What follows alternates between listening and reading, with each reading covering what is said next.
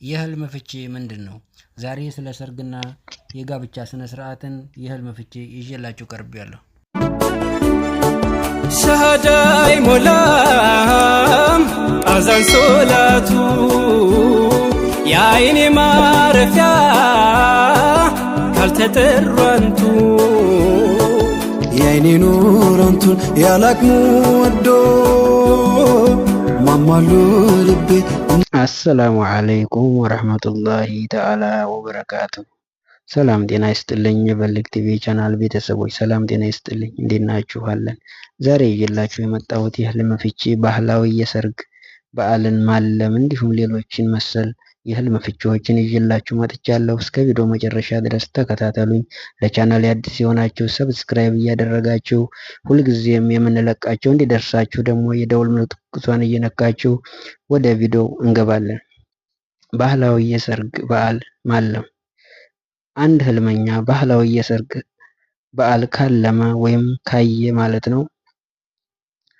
ይህም የሚሆነው ፍቺው መሞሸሩን ያለመ በምግባረ መልካምነቱ የሚያስተርፈውን ክብርና ዝና በአዲስ ስራ መስክ ያበስረዋል ማለት ነው። ሁለተኛ፣ ከጋብቻ በኋላ የምትሞት ሴትን ማግባቱን ያለመ። ከጋብቻ በኋላ የምትሞትን ሴት ማግባቱን ያለመ ትርጉሙ ደግሞ ለውጥ የሚያስመዘግብበት የስራ ዘርፍ ላይ መሰማራቱን የሚያመለክት ነው ማለት ነው። በሶስተኛ ደረጃ ዝሙተኛ ሴት ማግባቱን ያለመ። ይህ ህልመኛ ይህን ካለመ፣ ዝሙተኛ ሴት ማግባቱን ካለመ እርሱ በራሱ ዝሙተኛ መሆኑን የሚጠቁም ነው ማለት ነው። በአራተኛ ደረጃ የምናየው አመለ ክፉ ሴት ማግባቱን ያለመ። አመለ ክፉ ሴቱን ማግባቱን ያለመ ሰው ደግሞ በህይወት እንቅስቃሴው በርካታ መሰናክሎችን እንደሚጠብቁት ያበረክታል ወይም ያስታውቃል ማለት ነው። የሞተች ሴትን ማግባቱን ማለም በአምስተኛ ደረጃ የምናገኘው። የሞተች ሴትን ማግባቱን ያለመ ህልመኛው ቀደም ሲል ካከናወነው ነገር ፍሬያማ ይሆናል ማለት ነው፣ ወይም ውጤታማ ያደርገዋል ማለት ነው። በስድስተኛ ደረጃ እናቱን ለጓደኛው መዳሩን ያለመ። እናቱን ለጓደኛው ሲድር ያለመ ሰው ደግሞ ፍቺው መኖሪያ ቤቱን ሊሸጥ ወይም ደግሞ ለሌላ ሊያስተላልፍ የሚጠቁም ነው ማለት ነው። ስምንተኛ ደረጃ እርጉዝ ሴት ዳግም ማግባቷን ማለም። እርጉዝ ሴት ዳግም ማግባቷን ካለመች ሴት ልጅ ትወልዳለች የሚለውን ጠቋሚ ነው ማለት ነው። በሰርግ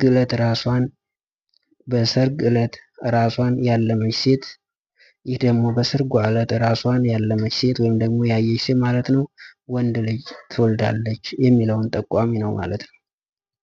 በዘጠነኛ ደረጃ የምናገኘው የወንድ ልጅ እናት ማግባቷን ማለሟ። የወንድ ልጅ እናት ማግባቷን ማለሟ ደግሞ ወንድ ልጅ ትወልዳለች የሚለውን ይጠቁማል ማለት ነው። አስረኛ ባለትዳር ሴት የሞተ ሰው ማግባቷን ማለሟ። አንድ ሴት ባለትዳር ሆና የሞተ ሰውን ማግባቷን ካለመች ደግሞ የህይወት ፍጻሜዋ እየተቃረበ መሆኑን የሚጠቁም ነው ማለት ነው። በአስራ አንደኛ ደረጃ የምናየው ባለትዳር ወንድ ዳግም ማግባቱን ማለም።